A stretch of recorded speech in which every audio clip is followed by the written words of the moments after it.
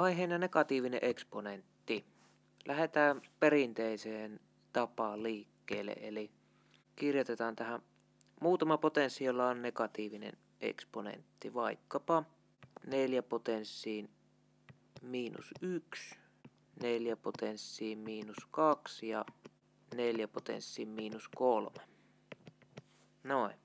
Ja miten lasketaan negatiivisia eksponentteja? No, niitä lasketaan sillä tavalla, että ne muutetaan positiiviseksi eksponenteiksi tällaisella kaavalla. Eli jos on joku luku a, joka on korotettu negatiiviseen eksponenttiin miinus n, niin eksponentti muuttuu positiiviseksi ja tämä potenssi menee tänne ikään kuin nimittäjän tai jakolaskun jakajaksi. Eli siitä tulee 1 jaettuna se potenssi, jossa se eksponentti on muuttunut positiiviseksi. No tämä on ehkä kuulostaa paljon vaikeammalta kuin mitä se sitten todellisuudessa on. Lähdetään katsomaan, miten näitä sitten lasketaan. Eli nyt tässä meidän ekassa esimerkissä, tai itse asiassa näissä kaikissa 3 kantalukuna on 4. Eli 4 on näissä nyt, se vastaa tätä a:ta tässä kaavassa. Miinus 1 on nyt tämä miinus n tässä. Eli jos lähdetään tätä ensimmäistä katsomaan, niin tästä tulisi nyt 1 jaettuna 4 potenssiin, ja nyt siinä ei tulekaan miinus 1, vaan 1. Eli se miinus lähtee pois sieltä eksponentista. Näin.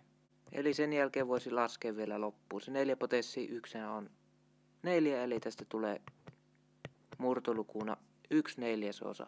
Katsotaan toinen.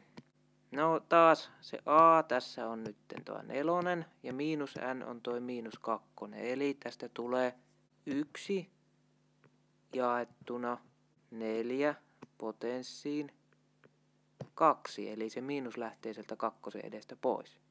Joka on 4 potenssiin 2 on 16. Eli murtolukumuodossa tästä tulee 1/16.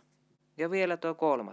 Samaan tapaan. Eli 1 jaettuna 4 potenssiin 3, eli miinus lähtee sieltä 3 edestä pois. On yhtä kuin 1, 4 potenssiin 3, eli 4 kertaa 4 kertaa 4, 64, eli 1/64.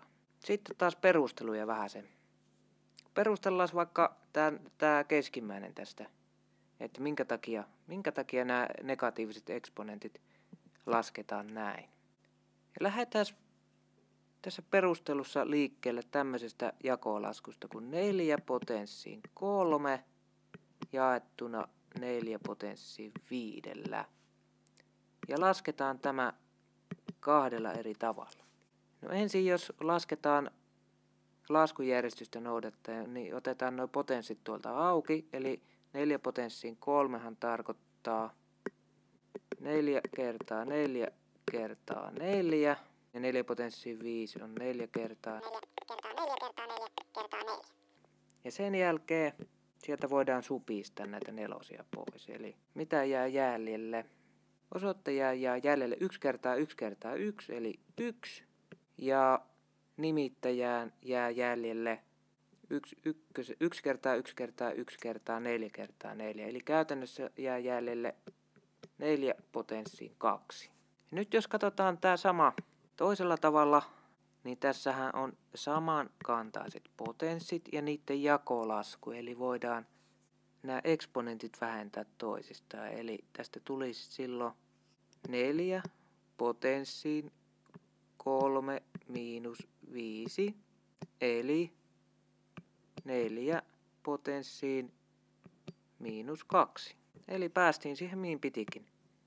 Piti osoittaa, että 4 potenssiin miinus 2 on yhtä suurta kuin 1 jaettuna 4 potenssiin 2.